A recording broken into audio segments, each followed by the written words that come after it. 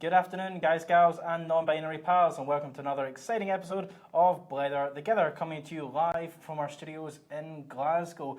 Joining me today for our show about news and politics and everything that's happened from last Thursday up until today is our show regular from Common Space, Angela Haggerty. Hello. And Emma Ritch, who is the director of Engender Scotland. Hello. And my name is Stephen. Thank you very much for tuning in. And as always, throughout the show, we do want to hear what you are thinking about on what we are discussing. So please do leave them down in comments down below. We are keeping an eye on them throughout the course of the show. So hello to the couple of people who've already said hi to us. Right back at you. It's been quite an eventful week, and I think it makes sense to kick off with probably one of the big and important things that happened this week. Of course, this week something very important came to an end. Something that gave us a lot of entertainment when it was taking place, and it gave us a chance to kind of talk about public transport once again. And I'm, of course, talking about the Fringe, which finished on Monday. Did either of you get along to the Fringe this year? A couple of things, not as much as I would like. No. No. Okay. Well, I spoke at the book festival. Has that got something to do with the Fringe? It's just on at the same time. So well, I did. say that. I actually got along for a whole weekend, uncultured, which was like a big thing for me. I haven't really gotten along for a while, so that was exciting. Okay, general discussion that makes it seem as if we're humans with personalities out of the way. We can get on to discussing politics. Sorry, and I news. totally destroyed I know you completely destroyed that segment. segment. It's like we're definitely not all I read some robots. reviews of it and it looked really good. Well, that's something.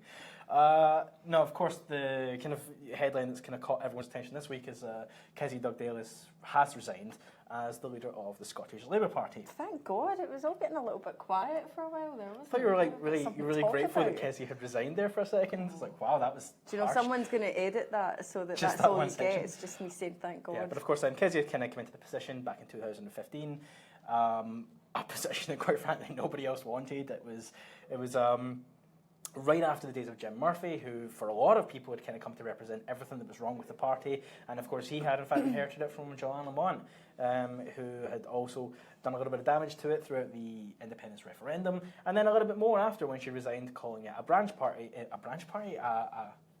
office of the Labour Party itself, which is a name that's kind of stuck and has stuck over the last, couple of years. That's not shifting anytime soon.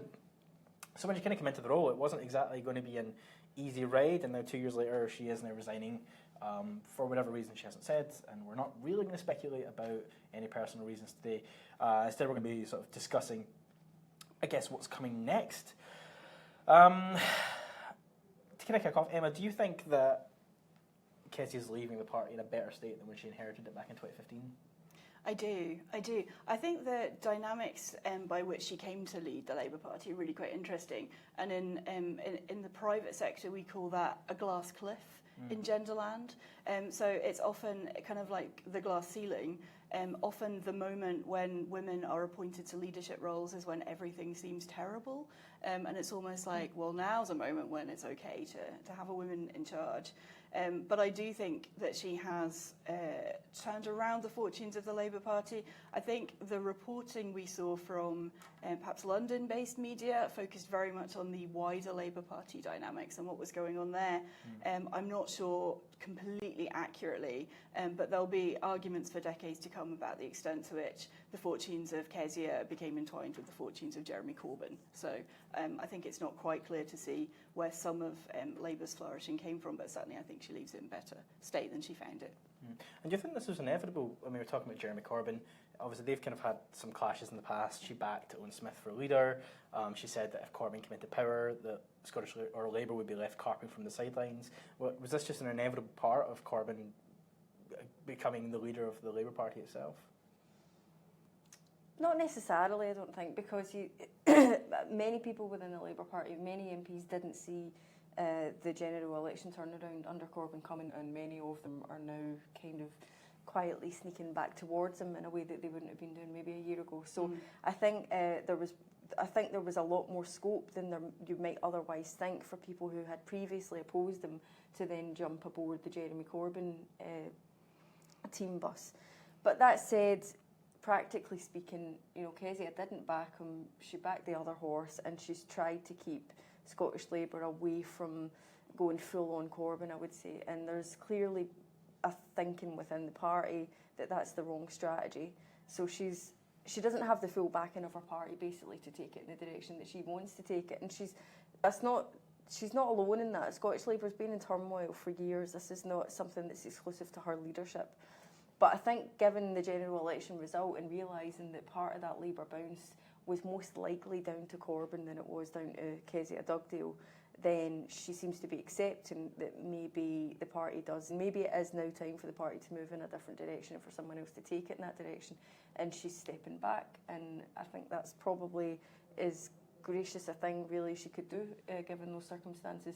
And she has said that it's not just about, she's downplaying actually that it's all got anything to do with Corbyn. She's citing, the loss of her friend Gordon Aikman, who died of motor neurone disease, as someone who made her rethink what she wants to get out of life, what she really values in life. And let's be honest, that job that she's been in for 2 years, I've said on this show before, I don't know how she does it. I don't know how she puts up with it. So many times where Dugdale has tried to go in a direction, she's run straight into an obstacle, whether it's on, she makes a comment about federalism and then Jeremy Corbyn appears to say the opposite thing just a few days later. She just couldn't seem to catch a break. And you did think this is just an impossible position that she's in. It's a very difficult time to really try and turn around the fortunes of the party because there's so much going on externally with the Scottish independence question and then Brexit happening, or the Brexit vote happening at least. So I think actually she's stuck it out for, it's only been 2 years, it feels like longer than that actually, under a hell of a lot of pressure, and she's at least managed to hold it together, and it has, even if it is a small bit, made some improvements, has made a little bit of electoral progress. I think that's probably the best that any leader could have hoped for when they took it on at that stage. And for someone as young as Kezia Dugdale, with such little experience, I wouldn't be looking back on that thinking that I'd failed in any way. I think that actually she's done not too badly. She's done a hell of a lot better than Jim Murphy. And look at how much experience Jim Murphy had. And I agree, actually. I think she has done well for the party. I mean, along the kind of 2 years, there were some, I would argue, very big slip-ups. But she's leaving the party in a position where if people aren't... if you're talking about reattracting some of the left who left the party, maybe some of them are in a position now where it's like that they feel like with what she's done with the party, they can at least overlook what Scottish Labour is to get to Corbyn. Whereas I think a couple of years ago, people would have been like, well, I really like Corbyn, maybe, but Scottish Labour are just so out there that I can't back them. She's managed to bring it back to a point now where people can actually go, no, okay, this is still something I want to achieve, I want to aim for. And even just looking at the general election itself, I mean, went from the Labour being almost completely annihilated back in 2015, in 2017, kind of taking seats back again. And, I don't think we can overlook that, even if the Corbyn bounce is a factor within there as well.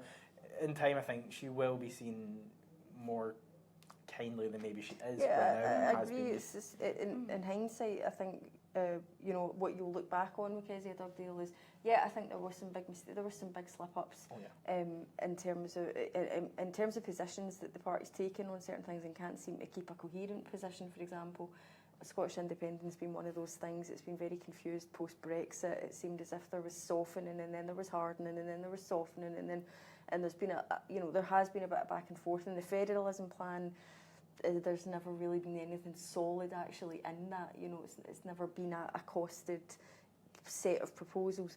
But I think you'll look back on Dugdale and her character as being someone who's very sincere, someone who really believes in what she believes in and for the right reasons. And that's something, sadly, that's lacking in so many of our politicians. So I think she'll be looked back on actually quite kindly, given that people say it's a poison chalice. I mean, many previous people in that position, like Jim Murphy, really don't come out of it well liked at all. And there's many former Labour MPs, if you remember, that went out in 2015, who people still, get quite angry about if you bring up their names. Really feel a sense of betrayal and having been let down. I don't think Kezia Dugdale's got any of that going on at all. I think people will look back as someone who did her best with all sincerity, and she has had a couple of standout moments. I mean, the speech that she delivered in the Scottish Parliament about the rape clause was absolutely phenomenal. I mean, that really put an issue like that on the map. It was such a powerful speech in a way that that other, campaigners might struggle to do. It really makes it a national thing when you have something that happens in Parliament like that, and to bring someone's real story right to the forefront like that. That was a great thing. That's what politicians should be doing. So. I think she is most authentic sounding when she is in that campaigning role.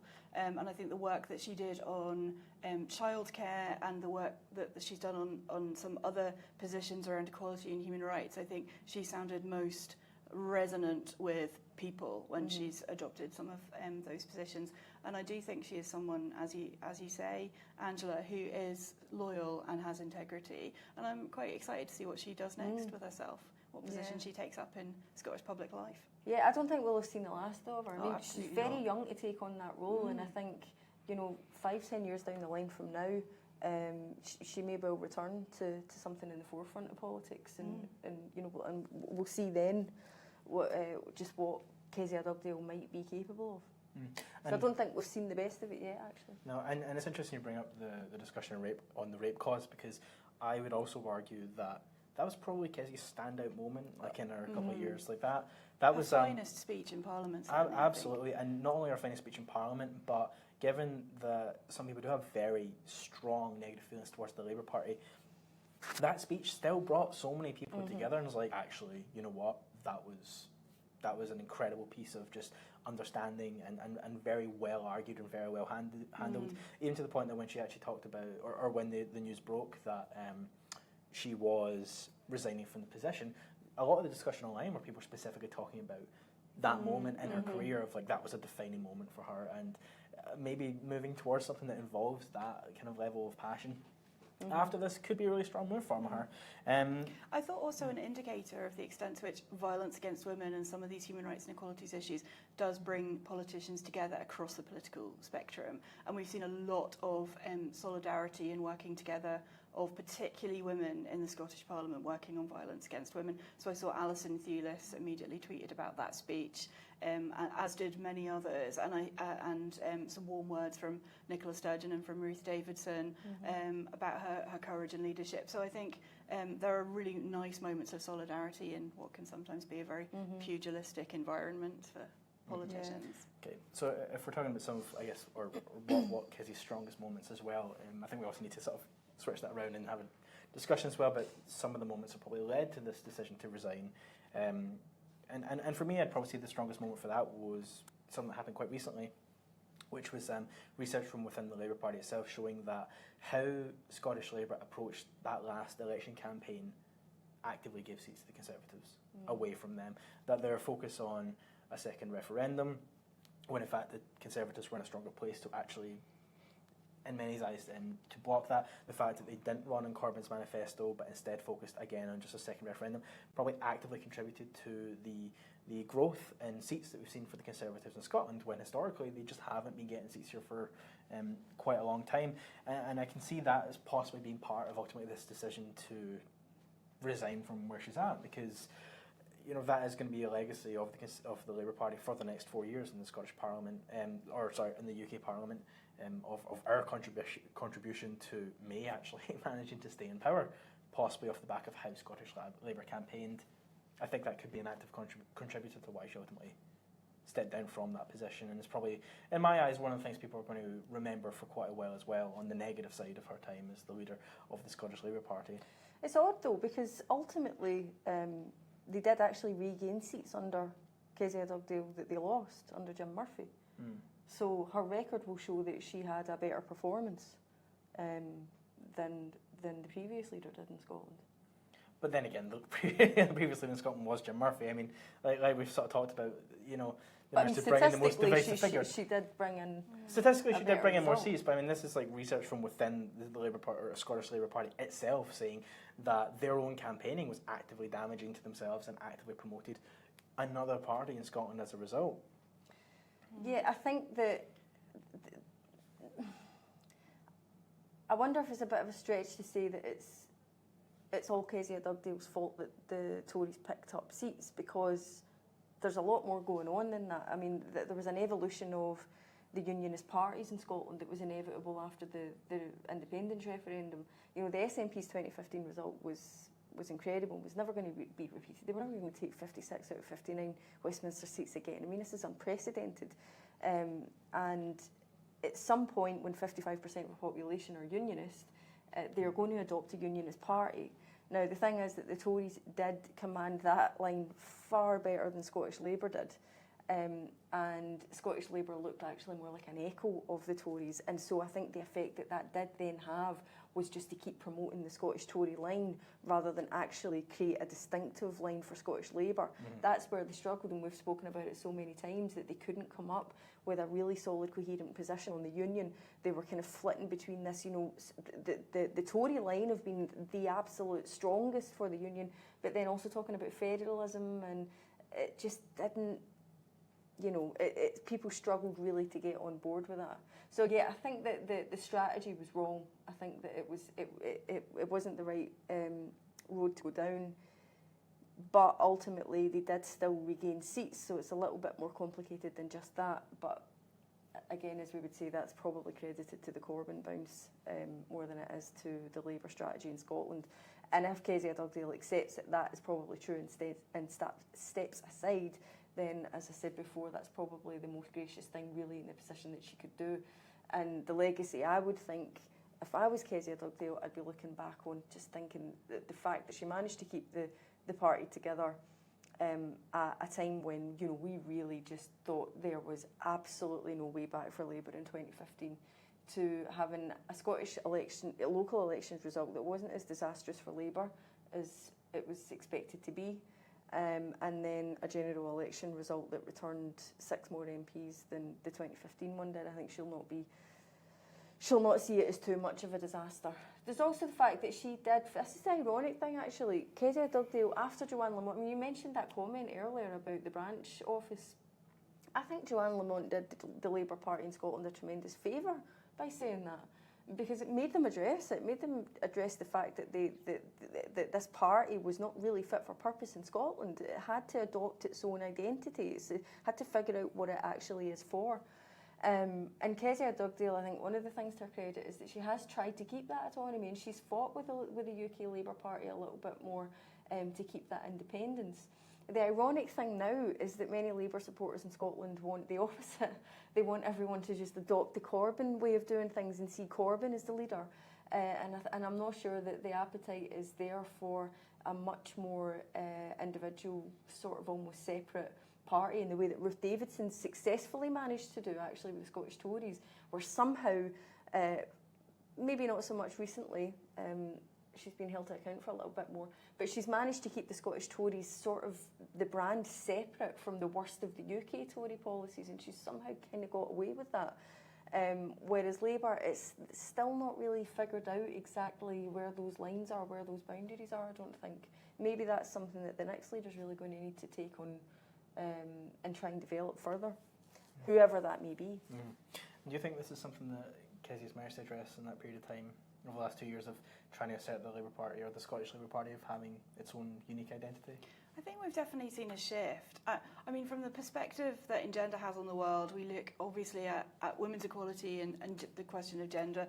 And I was actually struck by how much the Scottish Labour manifesto in the most recent election engaged with those questions.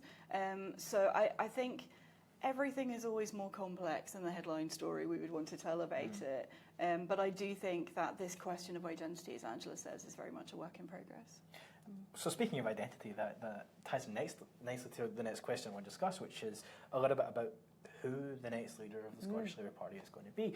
Obviously, at the moment, nobody has stepped forward. No one's actually put their name in the hat and this plan to run. But the general chat is it's likely to be Richard Leonard and Anna Sarwar.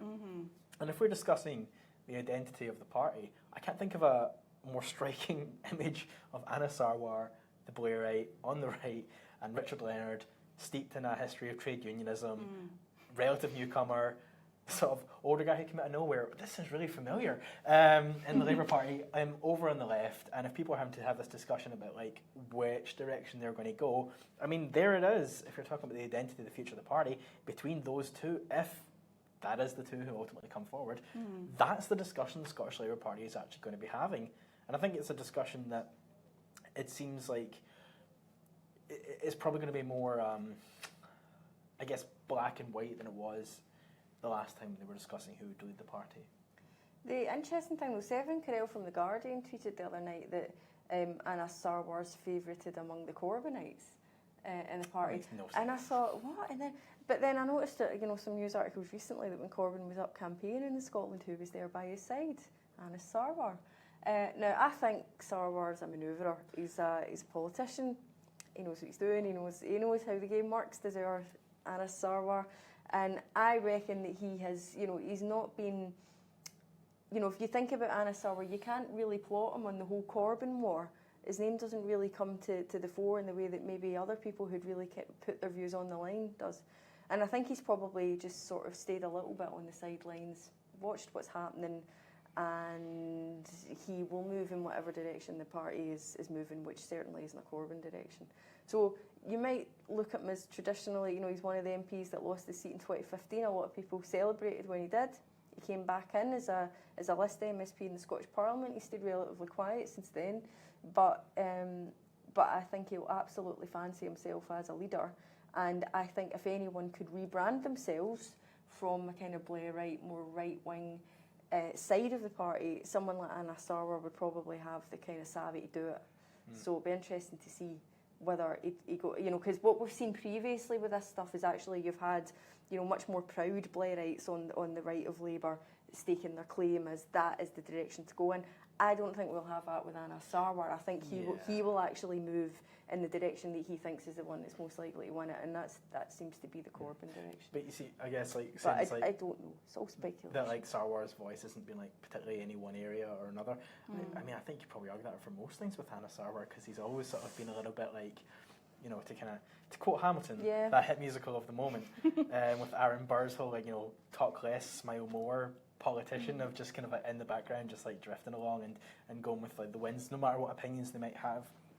I think Anna Sarwar is absolutely fitting in that kind of category as well. So it makes sense that he'd pop up in a photo behind Corbyn, because that's his jam. The weird thing is, though, he doesn't seem to be terribly disliked among the party and among people who move in those circles. I have seen a lot of people saying that they think that he would be a strong leader, that he understands how the game works, the politics, and that he actually could bring something to a role of leadership. So I think he probably will have a decent amount of support within Scottish Labour ranks if he decides to go for it. Whether he is actually favoured by the Corbynites in a big way, I don't know, because whoever the likes of Neil Findlay is supporting in the party, he's not going to stand for leadership, but he's very close to Corbyn. Whoever he lends it back into, that's going to have a lot of weight. So there is some names that even if they're not standing, we're all looking to see who they're going to be backing, because if whoever the big Corbynites are going for, you would think, given all of the circumstances at the moment, that that's the one that's most likely to win it. But yeah, a lot of the big names are ruling themselves out. Neil Findlay's not in it. Jackie Bailey's not going for it. Monica Lennon's not going for it. Pauline McNeill, actually, though, I haven't heard anything of. I wonder whether she might be might come in and do a Jeremy Corbyn and surprise everyone and go for it. I should argue that that's what Richard Leonard's doing, since up until a few days ago, a lot of people hadn't even heard of him. So that's true. But when I've had conversations before about, if Kezia did go, who would be in the running to take over? And Anna Sarwar's always a name that people throw up as someone who would himself, really fancy it. But other people have brought up Richard Leonard's name as someone who would fit the profile of the direction generally that Labour, that UK Labour at least, is going in. So even though that he might not be really well known in the public eye, he's definitely been a name on the list, I think, for the pundits for a while. Absolutely, and within the Labour movement, I think as soon as he was elected, was being touted as a possible future leader from that kind of strong Labour movement trade union tradition. But obviously those two names are both men at the moment, and since we've got you here from Engender, feels like this is a discussion we should absolutely have. I mean, this morning, was it this morning? Yeah, I think it was today. Harriet Harman came out and said that the next person who led the Scottish Labour Party should be a woman, and it got kind of some mixed responses online. I think SNP MP Angus McNeill said that it was more orders from London and creating a new fiefdom for Labour feminists. Yeah, that's an interesting comment, and I imagine there'll be more discussion about that at some You point. know what, Angus McNeil, if you're watching, a wee tip, see when it comes to feminism, stay off Twitter. Just don't, buddy. It doesn't go well. So, you know, some people are viewing this not so much as a feminist issue, but rather as orders from London. But do you think it's right that there should be calls that the next leader of the Scottish Labour Party should be a woman again? I mean, Harriet Harman is, of course, entitled to an opinion and a view. And I think that could maybe be read, that comment, against the backdrop of her political memoirs, which she published last year, I think, saying that she deeply regretted not having gone for the Labour leadership herself. She was acting leader, but never threw her hat in the ring for the big chair. I think she very much champions women's leadership, and I think that that's not an unhelpful thing to say. I don't think that... I think it would be perhaps a useful thing for Labour to consider balancing measures where they had a leader and deputy, one or other being a woman, but it's a matter for them, really. And I do think this raises some interesting questions about the pipeline, something which comes a lot to Engender and also to the Women 50-50 campaign, which I'm involved with, is this idea that we've got 3.5 party leaders who are women, the half being Maggie Chapman, sharing leadership with Patrick Harvey. Therefore, the job is done. There is no need for balancing measures. There's no need for quotas. There's no need even for a campaign like Women 50-50. I think this somewhat gives the lie to that, in that the women whose names have been put in the frame, I think Pauline McNeill's been around for some time, again, from the same kind of Labour movement hinterland as Richard Leonard. But Monica Lennon has obviously been a councillor and is now an MSP, but there is not a rich pipeline of women coming through into the Parliament in general, and we still see women underrepresented, men overrepresented in that space. So I think that it's not just enough to have women in the leadership positions. More needs to happen over time, and I think perhaps if it is going to be Annas versus Richard, that maybe speaks to the lack of bench strength in women in Labour. Anything to add to that? No, I mean, I broadly agree, and I don't know how you do it sometimes with Women 50-50, because on social media, and I know that, you know, we probably just shouldn't use social media anymore to talk about anything to do with feminism or racism or anything. I'm never giving up.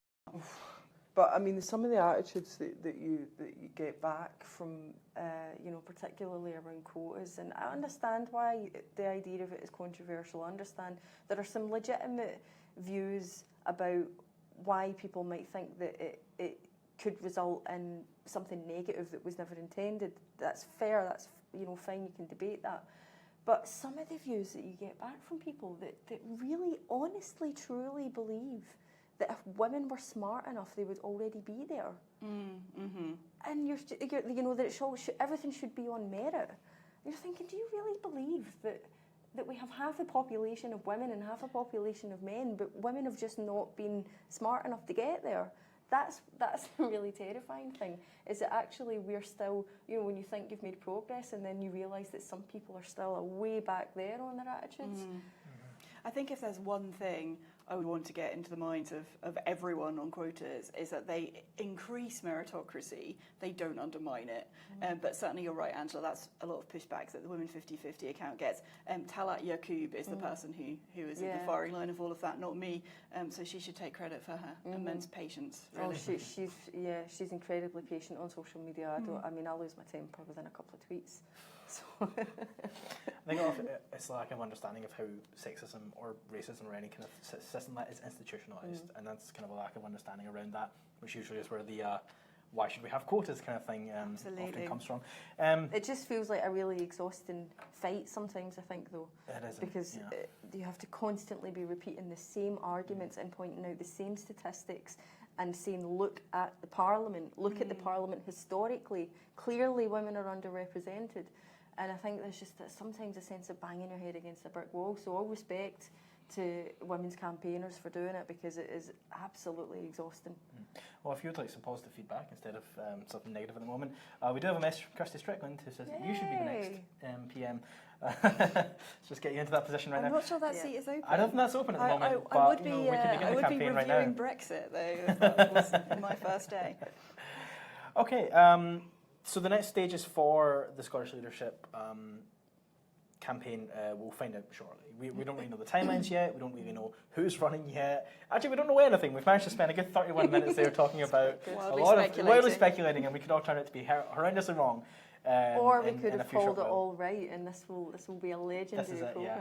I'm going to do what I've done every time. We're right at the beginning of everything. I'm just going to call how I think I'm going to go. I got it right for Trump. I got it right for Brexit. I almost got it right for Corbyn. So okay, so who are you making a prediction then? It's going to be Richard. It's going to be Richard Leonard. I think he's going to be the next leader of the party.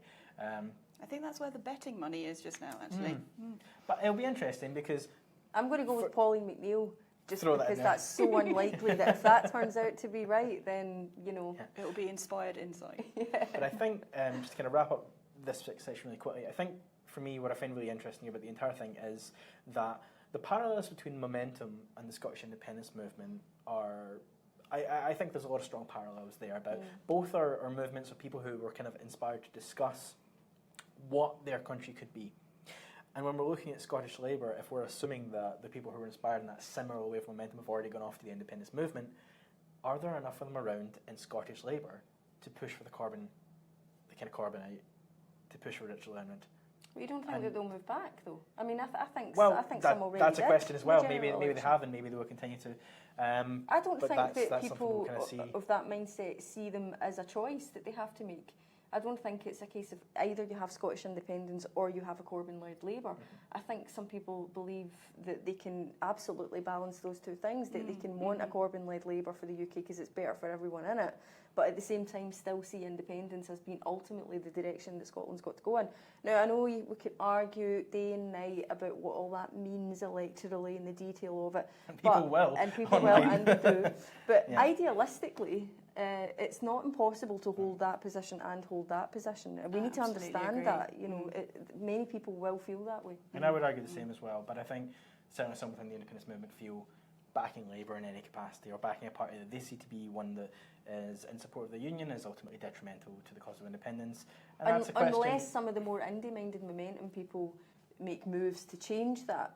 Well, within exactly. a Scottish Labour but that's party. something we'll have to see what happens next with. So we will be keeping an eye, obviously. It's not going to be the last discussion we're going to have about this. It does make it really interesting, doesn't it, though? Because this leadership election could potentially take Scottish Labour in a whole new direction, and it does open up all the questions again about Scottish independence and how it approaches all of these things. And it could just make Scottish politics a lot more exciting. Yeah. Could we have a pro-independence supporting Scottish Labour in Possible. a while? Yeah. Who knows? We'll find out. Moving on to another big story this week. The Queensferry Crossing opened. It's a bridge. Hooray! Okay, so personally, I think there's actually a song about the Forth Road Bridge online somewhere. I'm sure there absolutely is. Michael Gray from Common Space, he's just left Common Space. Yeah. I'm sure he used to know it off by heart. I mean, I don't doubt it. We have songs about these things. But okay, personally, I'm just going to come in with this one. I really like bridges. I got a thing for them, specifically anything that has to do with the railway as well. Putting my credentials on the table there, I'm a massive geek for this kind of thing. Wow. But, okay, so anyway, the Queensferry Crossing, it's a really interesting bridge. It's 1.7 miles long. It's the world's longest 3-towered cable-stayed bridge. Like, it's kind of setting some records. It's fascinating. But here's the question I want to ask you both. Are we, as a country, getting way too excited about it? Because it's pretty much all that's been on social media for the last couple of days is people getting, like, really hyped for, like, this bridge. Are we making too much out of it? I'm beginning to think I'm just a really dour person. I wasn't excited about the eclipse. I wasn't bothered about Big Ben. I wasn't excited about the pandas. The panda had a baby yet, by the way. Is that, or everyone's just forgotten about that again? And I'm not really Chang Chang excited is about the maybe bridge. pregnant.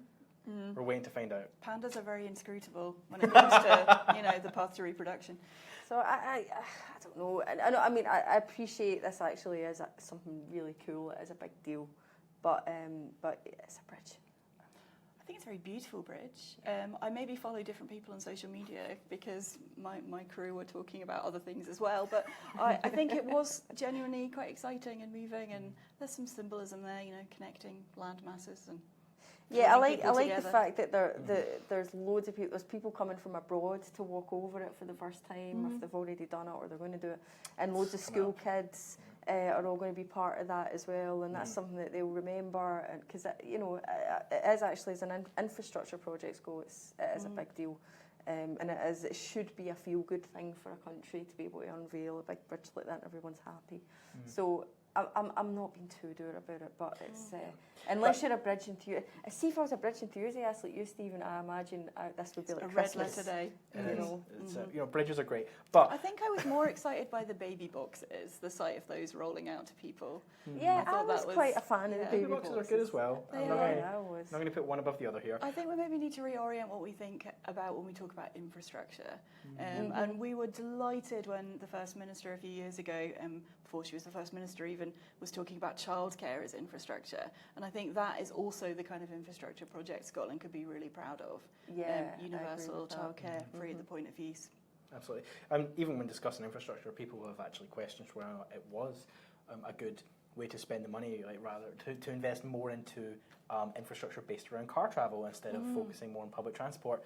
And that's a whole other discussion that we can be having as well. Someone made a really excellent point of being able to hold like twin beliefs of like, oh, that bridge is incredible, it's an incredible architectural wonder, it's beautiful, it's really fascinating. In some ways it could become over time a kind of symbol of like what the Scottish Government can achieve.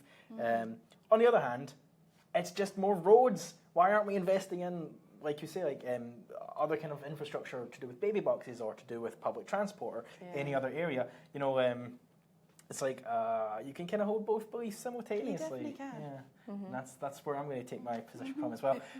Okay, this discussion about bridges didn't really go on for as long as I'd expected, so I'm going to bring in another topic. Sorry. Just We're not why isn't picky enough everyone about really excited bridges. about bridges? I'm really upset. This week as well, we kind of got some of the funding published from the general election of like the large donations made to parties as we're running. And it was an interesting breakdown. So all in all, the parties took in about £40.1 million worth of funding in the run-up to the actual election itself. And of that 40.1 million, 25 million of it was just the Tories. They took over half, Sorry, just is being this one Scottish, party. UK. So you know, it's one of those things. It's not like anybody didn't know that people with a lot of cash tend to back the Tories. Surprise! If this is the first time you're hearing it, I don't know where you've been. But I think it does continue to highlight a real issue within our democracy, which is that those with money have the stronger opportunity to not only share their message, but also to run. Because it's expensive to put yourself forward. And the Scottish Greens absolutely got slated for it for not standing in enough seats during the general election. But they just came out the back of the council elections and had essentially no money to put themselves up in all the seats they would have liked to. But were accused of standing aside and everything else for that, when in fact the reality is that they're a small party. And when you put it into the context of the money actually now being published, of where those donations came from, the Greens were way down, and that's when you combine the Green Party of England and Wales, the Scottish Green Party, and the Green Party in Northern Ireland as well.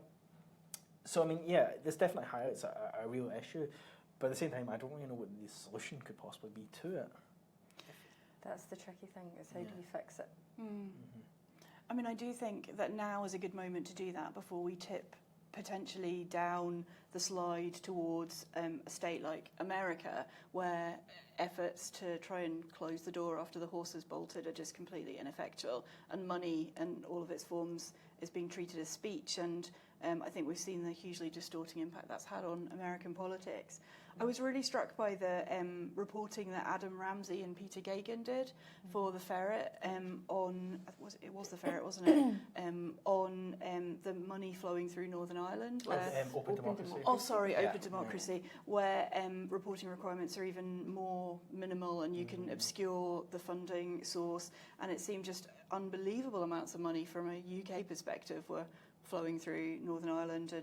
And I think the whole thing needs a stern look at.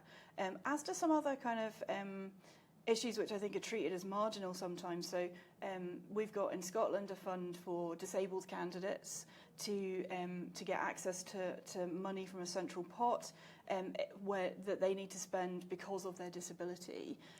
What is a factor for women is that childcare has to be treated as your kind of campaigning expenditure. So if you have to spend a lot of money buying in a care package to replace you as the carer, which is most likely to be done by women, then you need to count that in your kind of leafleting spending Wow. category, and so that obviously is an immediate barrier to people who have a lot of care That's responsibilities, incredible, really. isn't it? So, and the dealing with exemptions for stuff like that is quite complicated. So I think, I mean, the big issues, obviously, the kind of dark money flowing through Northern Ireland and who gets to spend and what that influence has. But I think some of these other issues are vital for the question of representative democracy as well. I mean, should it be capped? Should we cap what political parties can spend? I mean, I don't even know if it necessarily comes into. I mean, obviously that's Well, we absolutely do part of it, already, like, don't we? I mean, well, there are, but those rules are often flouted. But as well, I mean, it's just the expenses of being able to achieving run for a seat Well, are often indeed. completely impossible. It's why I think one of the reasons we've seen such a rise in party politics rather than individuals, where actually, if you look at other countries in Europe, I think the statistics are wild for like what percentage of the population tend to stand in elections for whatever position, whatever tier of government, whereas here it's actually very limited because the costs are so exclusionary and right off the bat that people can't just necessarily run as an independent or run. Well, I mean, it's a natural imbalance, though, isn't it? I mean, if you want to use your money to support the political cause that you feel most represents you or is closest to your heart, then in a free country you should be able to do that, right? Fair enough. But of course, the right-wing parties that represent big business, that represent the interests of rich people, of privileged people, will always have a lot more money flowing towards them because of the natural imbalance that we have in our society. So how do you fix it? Because if you restrict it at one end, you kind of inevitably end up restricting something at the other end as well. It's a really tricky one to find a solution to, actually, in principle, for something, a system that would work.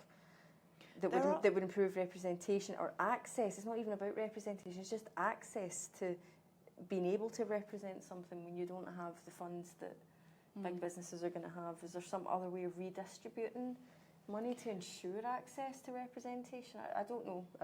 There must be some models out there. There are. I mean, internationally, some states fund political parties. The state funds them, and that's the money they have to spend. So there is a little bit of parity of spending there, just created by the system. And I think that it's worth looking at all of this before things get any worse and more slippery.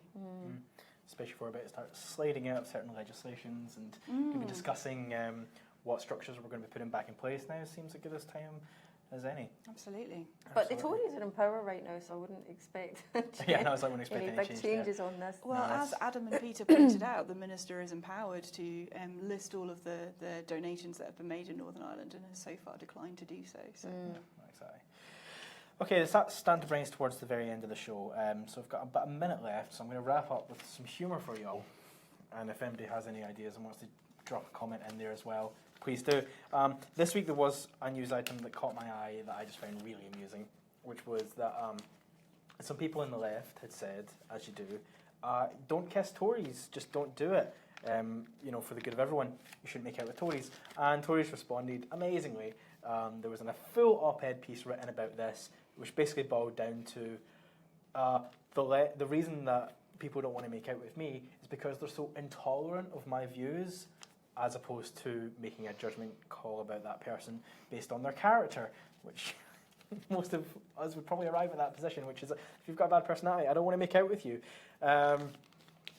Controversial, Stephen. I know. What? Is that? But off the back of that, I thought it would be really funny to put out a kind of call on Twitter for people to put forward their best titles for romantic conservative films or rom-coms. And I got back some absolutely incredible responses, and I'm going to just share a couple of them with you now. If anybody else has any good puns, please do put them down in the comments. I'll be keeping a wee eye on that. But let's run through them. And I expect these to both kind of grown a little bit during this. And if you have anything else you want to pitch into, please do. So I've got Gove, actually. Good. Brexit at Tiffany's. Oh, even your little bit of papers. I know, I just dropped it. Giving up. I've got quite a few of these. Pride and More Prejudice. Like that one. 10 Things I Hate About EU. Well, that's good. Yeah, okay. 4 Weddings and a Futile Bill. Almost got that one. I think that's trying too hard. Yeah. You've got Privatised Royal Mail. That's good. And I'll wrap up with 500 Days of Sanctions. Okay, and that wraps up our show with some Tory puns. So thank you to everyone who tuned in this week and who left us a comment down below and gave us a wee share. As always, it is appreciated. And thank you very much to Emma and Angela for joining me this week. Cheers, guys. As always, you can listen to this again later on in the form of a podcast. If you want to subscribe to it, you can find us on iTunes. But other than that, we will not be back next week, but we will be back the week after that. So please do tune in then on Thursday at 3 p.m. where we'll talk about everything that happened over the last 2 weeks. So it'll be a bumper show, I guess. So yeah, thanks very much, guys, and I hope you have a nice day and weekend. Thanks for tuning in. Bye. Bye.